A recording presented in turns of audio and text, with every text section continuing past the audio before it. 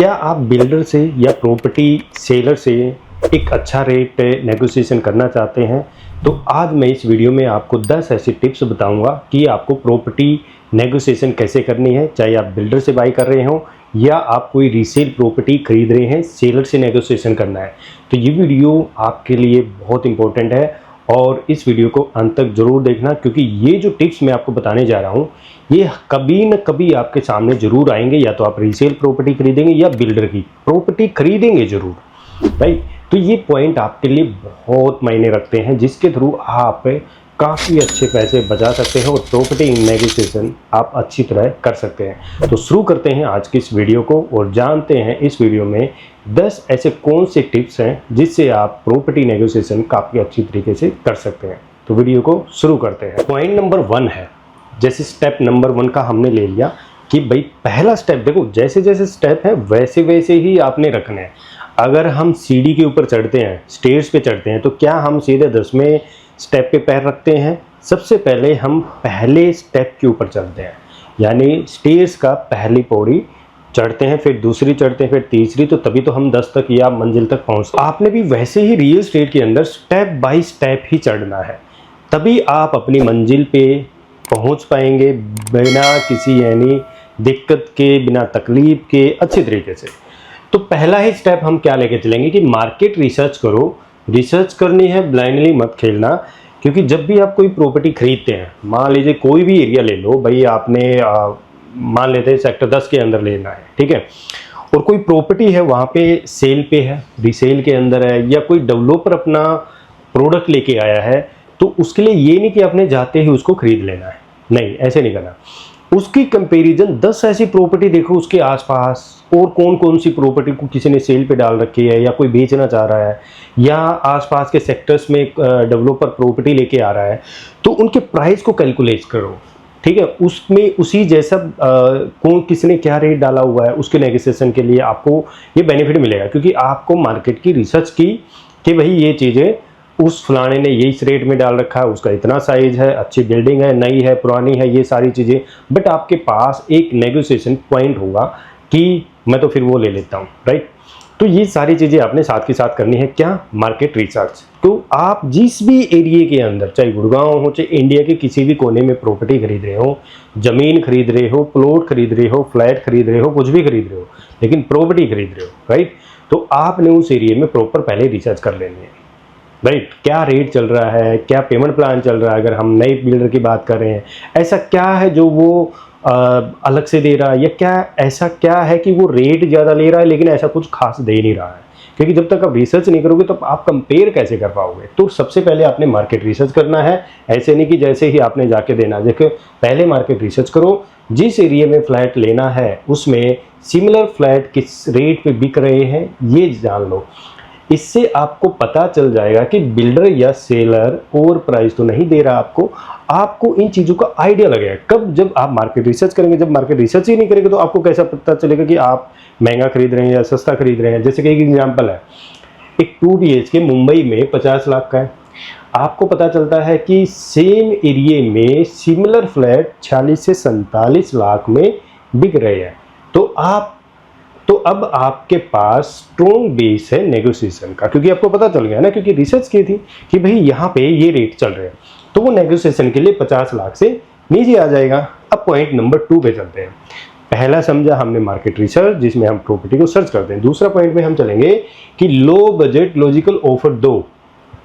Low budget logical offer दो, कम बोलो लेकिन रीजन के साथ बोलना है। वैसे नहीं कि लगेगा तो यार ये है, ये नहीं, रीजन के साथ चलना। आपको दिखाना पड़ेगा कि आपको मार्केट का नॉलेज है। यानी पहला पॉइंट हमने समझा कि मार्केट हमने रिसर्च कर ली, हमने प्रॉपर्टी को रिसर्च कर लिया, रेट का पता चल गया। उसके बाद हमने भाई स्टेप नंबर 2 में चलेंगे कि हम लो बजट का लॉजिकल ऑफर डालें, क्योंकि हमें पता होना चाहिए कि वो सही है और सामने वाले को पता होना चाहिए कि वो हवा में नहीं बोल सकता, राइट। हमें जब तक पता है तो हम जवाब दे सकते हैं, जैसे वो बोले सिर्फ पॉइंट पे बोलना है जी, ये इतने का है, राइट।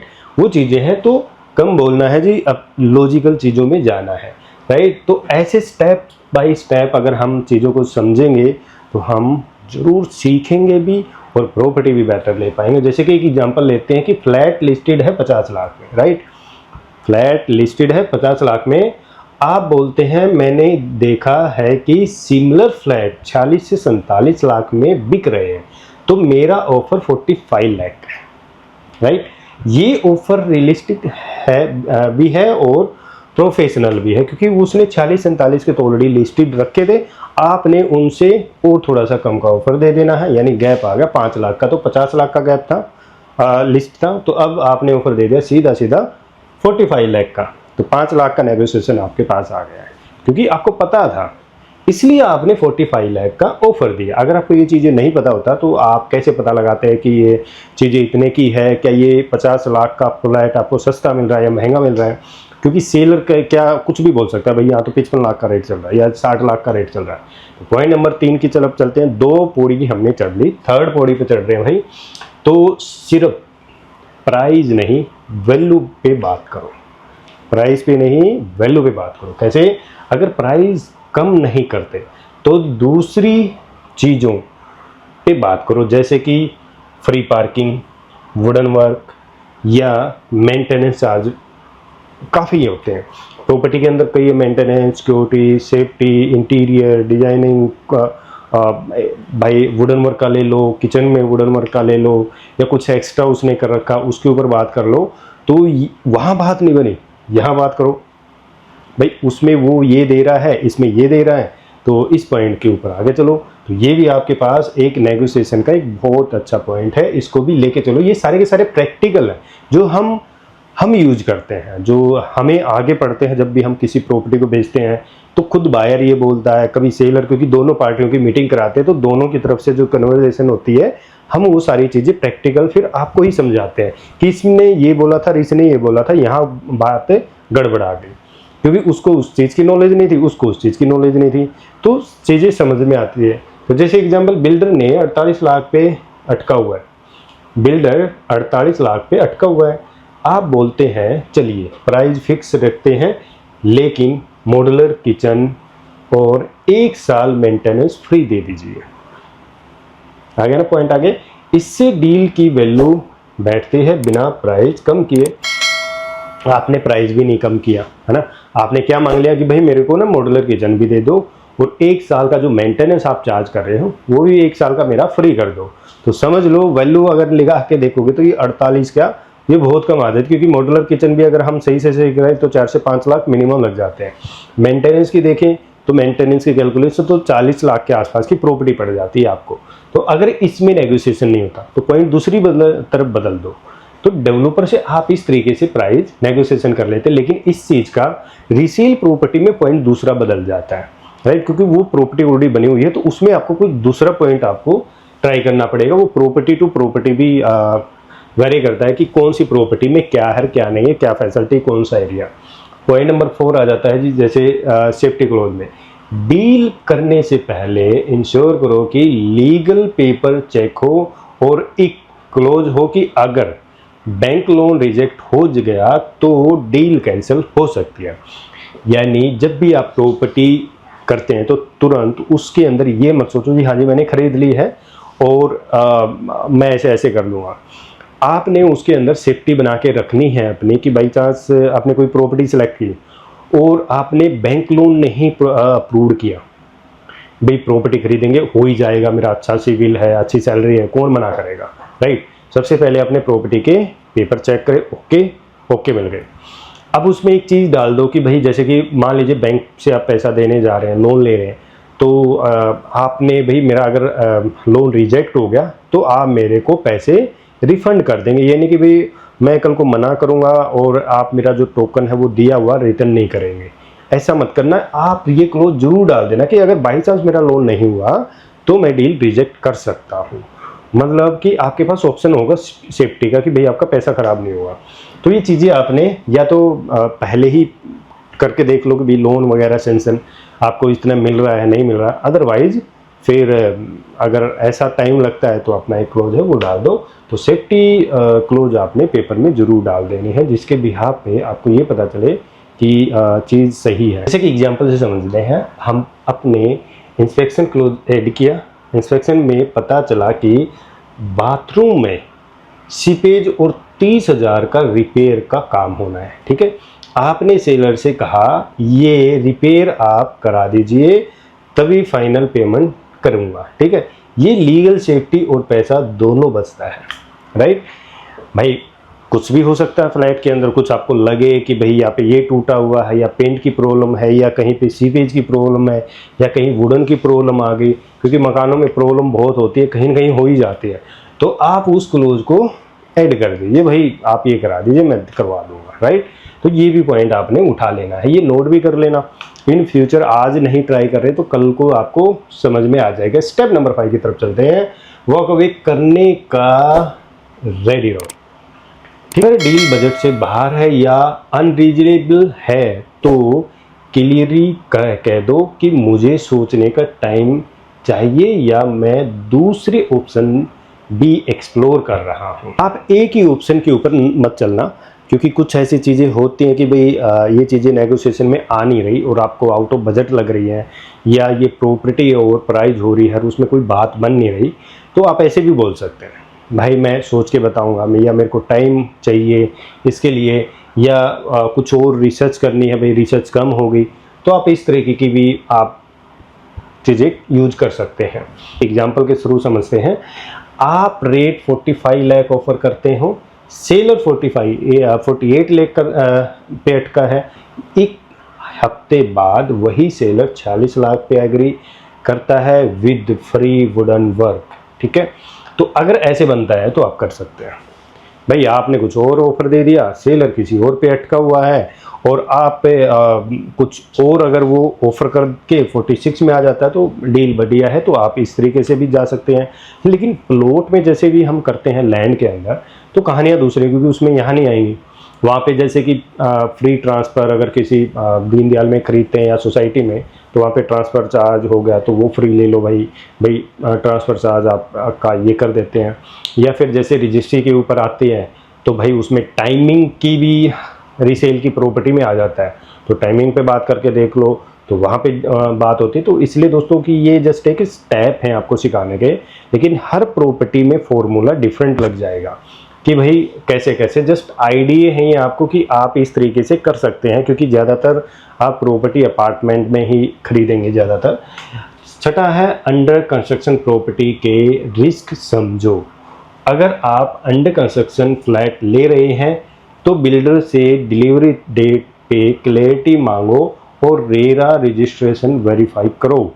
ठीक है, जैसे एक एग्जांपल, आप बिल्डर से पूछते हैं रेरा सर्टिफिकेट दिखाइए और एग्रीमेंट में डिलीवरी डेट मेंशन कीजिए विद पेनल्टी क्लोज के साथ। तो आप ये भी चीज़ें कर सकते हैं। अंडर कंस्ट्रक्शन अगर प्रॉपर्टी ले रहे हैं या न्यू लॉन्च ले रहे हैं तो उसके अंदर आप ये सारे क्लोज है वो डलाने पड़ते हैं, क्योंकि आपको पता होना चाहिए कि आपकी जो रजिस्ट्रेशन जो पोजीशन डेट है वो कब की है और कब तक क्या क्या चीज़ें होंगी। अगर डेवलपर नहीं डिलीवर करता उस समय तक, तो आपको किस तरीके की पेनल्टी वो मिलने वाली है। या पॉइंट नंबर 7 में बात करेंगे, पास्ट सेल्स डाटा या ब्रोकर से इन्फो ले लो। एरिया के ब्रोकर से या रजिस्ट्री रिकॉर्ड से पास्ट ट्रांजैक्शन का डाटा लो। इससे आपको पता चलेगा कि सेलर कितने फ्लेक्सिबल हो सकते हैं, यानी आपको पास पुराने ट्रांजैक्शन का पता होना चाहिए और साथ के साथ अगर आपको कुछ इन्फॉर्मेशन चाहिए तो उस एरिया के ब्रोकर से आप इन्फॉर्मेशन ले सकते हैं। जैसे एग्जांपल आप देखते हैं कि बिल्डर ने 3 महीने में 45 लाख में एक यूनिट बेची थी। ठीक है, आप बोलते हैं सेम फ्लैट 3 महीने पहले 45 में बिका था, अब 50 क्यों। ठीक है, तो आप ये भी चीज़ें पता कर सकते हैं कि पहले क्या रेट चल रहे थे, आज के क्या रेट चल रहे हैं। तो आपके पास नेगोशिएशन के एक पॉइंट होंगे, आपने जितने पॉइंट इकट्ठे करना चाहो आप उतने आपने करने हैं, ताकि डील को और इजी बना सकें और आपके पास नेगोशिएशन करने के पॉइंट अच्छे अच्छे हों और जेन्युइन हो, राइट। तो ये चीज़ें आपने लेनी है। पॉइंट नंबर 8 है लोन प्री अप्रूवल लो, सीरियस बायर बन जाओ, राइट। जब आपने प्लान बना ही लिया कि भाई कोई प्रॉपर्टी खरीदनी है और लेनी ही है, मेरे को ये नहीं कि सर्च ही करते रहे तो आप कभी भी नहीं ले पाएंगे। इसके लिए सबसे बढ़िया बात है कि आपको जल्दी प्रॉपर्टी बाई करनी है और सीरियस बनना है रियल एस्टेट में लेने के लिए, क्योंकि सीरियस में भी कई बार बहुत अच्छा प्रॉफिट मिल जाता है। सामने वाला सोचता रहता है कि भाई मेरी प्रॉपर्टी बिक रही है, मैं तुरंत ऐसे कर लेता हूँ। तो सबसे पहले आपने अपना प्री अप्रूवल ले लेना है, ताकि ये तो माइंड में होता ही है आपको कि आपको अंडर कंस्ट्रक्शन खरीद रही है, न्यू लॉन्च खरीदना है या आपको रेडी टू मूव प्रॉपर्टी खरीदनी है, राइट। ये तो आपका माइंड पहले से ही सेट होता है। अब उसके लिए रिगार्डिंग आप बैंकर से बात करो कि मैं इस तरीके की प्रॉपर्टी खरीदना चाहता हूं, तो आप मेरे को प्री अप्रूवल दे। तो आपने अपनी प्रॉपर्टी का पहले ही प्री अप्रूवल करके रखना है, जिससे कि जैसे ही कोई प्रॉपर्टी मिले तुरंत काम कर दो और प्रॉपर्टी बाय कर दो, जिससे आपको टाइम भी कम लगेगा और प्रॉपर्टी भी अच्छी मिल जाएगी। पॉइंट नंबर 9 है एंड ऑफ मंथ या क्वार्टर टाइमिंग का यूज करो। बिल्डर और सेलर यूजली मंथ एंड या क्वार्टर एंड पे डील क्लोज करना चाहते हैं, उस टाइम पे नेगोशिएशन करना ज़्यादा इफेक्टिव होता है। जैसे कि आप जाके लास्ट वीक को मार्च में डील करते हैं, तो बिल्डर के टारगेट पेंडिंग है, वो 2 लाख का डिस्काउंट दे देते हैं। जैसे कि कोई भी फाइनेंशियल ईयर आता है या मंथ के एंड में आप डील क्लोज करो, क्योंकि हर मंथली कुछ न कुछ टारगेट होते हैं बिल्डर्स के, सेल्स के, तो वहाँ पे नेगोशिएशन की चांस है वो थोड़े ही ज़्यादा बढ़ जाते हैं। तो आप इस चीज़ को भी पॉइंट में रखो कि आपको किस समय नेगोशिएशन के लिए बैठना है या किस समय आपने चीज़ों को परखना है। तो पॉइंट नंबर 10 में फाइनल, पहले ready to move properties visit करो। Ready to move flat visit करके आप एक्चुअल कंडीशन देख सकते हैं। अगर कोई दिक्कत मिलती है तो उन पे नेगोशिएशन का स्ट्रॉन्ग पॉइंट बन जाता है, ठीक है। तो आपको कुछ ऐसे चीज़ें देखनी हैं कि क्योंकि प्लॉट फ्लैट या सोसाइटी की जब तक आप विजिट नहीं करते तो आपको प्लस माइनस का पॉइंट नज़र नहीं आएगा कि कहाँ पे आपने माइनस के लिए बोलना है और कहाँ आपने पॉजिटिव के लिए बोलना है।